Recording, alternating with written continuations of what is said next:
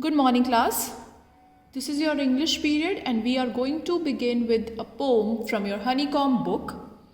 Before beginning with the poem, just think about your friends or your siblings, their nature, their characteristics, and figure out or find out one sibling or your friend or anybody you know who is completely opposite of what you are, what you like, what you dislike, what are your hobbies, and so on.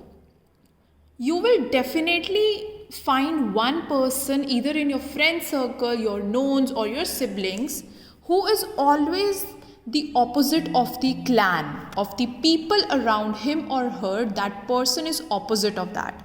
For example, if a group of friends, everybody decides to have vanilla ice cream and they want to go to a store which is best in selling vanilla ice creams, the one person will come up and say, no, I will have chocolate ice cream, and for that we have to go to the another store. And when then everybody says that let's have chocolate ice cream, that person says, no, I will have vanilla ice cream. So you'll always find a person who goes opposite from the group, from your clan, and that person is known as a rebel. So a person who goes completely opposite in contrast to the entire circle or people, we call that person as a rebel. So this poem that we are going to read describes a rebel. Let's start reading it. In this poem, DJ Enright, the poet, has very well described the nature of a rebel.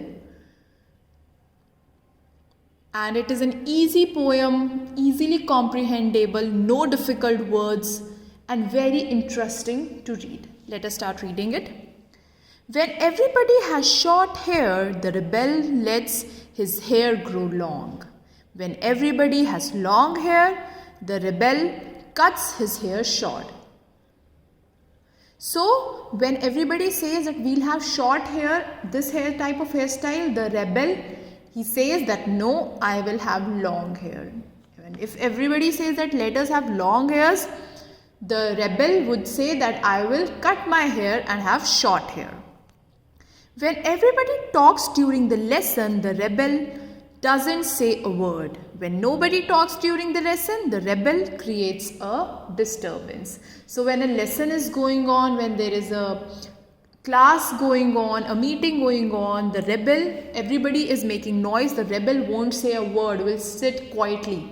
But if the class is making noise, the rebel, when the class is making noise, the rebel will sit quietly, but when the class is sitting quietly, the rebel will create a lot of disturbance. When everybody wears a uniform, the rebel dresses in fantastic clothes. When everybody wears fantastic clothes, the rebel dresses soberly. So they say when everybody decides that we will wear the uniform for a particular occasion, the rebel would come in casual dress, fantastic clothes. But when everybody decides to wear fantastic clothes, the rebel comes in uniform. There's always one such student in the class also. You will just think about it. Who's that one person whom you think that this student in my class or this friend of mine is a rebel?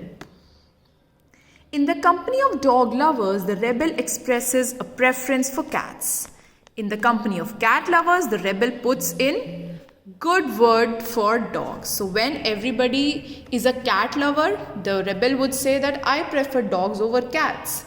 And if everybody is a dog lover, he will express his love for the cats. When everybody is praising the sun, the rebel marks on the need for rain. When everybody is greeting the rain, the rebel regrets the absence of sun.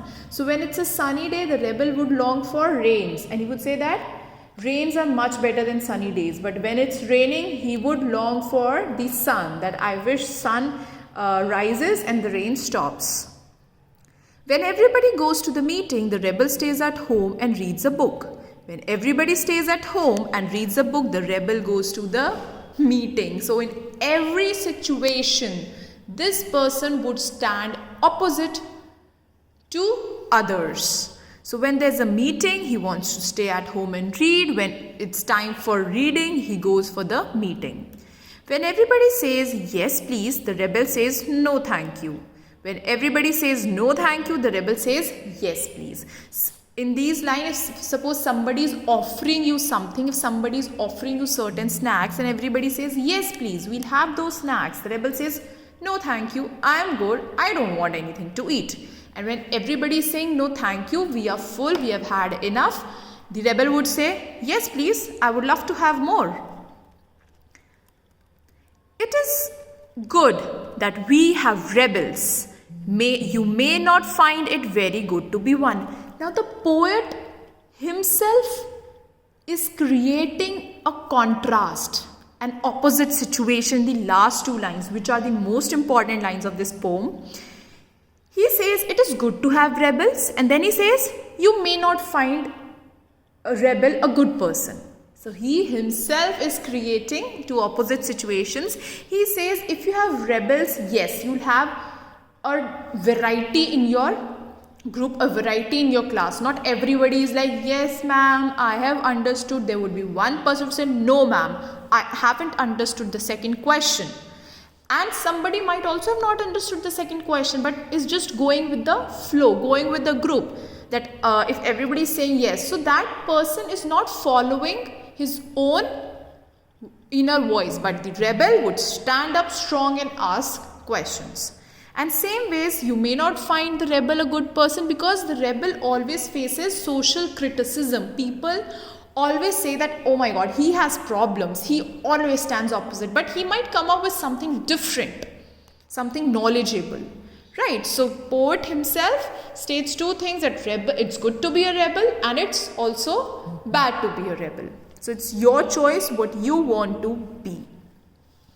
Alright, so an easy poem, we conclude it over here. Read it, understand it, think about the people around you whom you consider as a rebel, and also bring out logical reasons why you consider that person as a rebel. Or if you yourself is a rebel, then find out the reasons why you call yourself a rebel.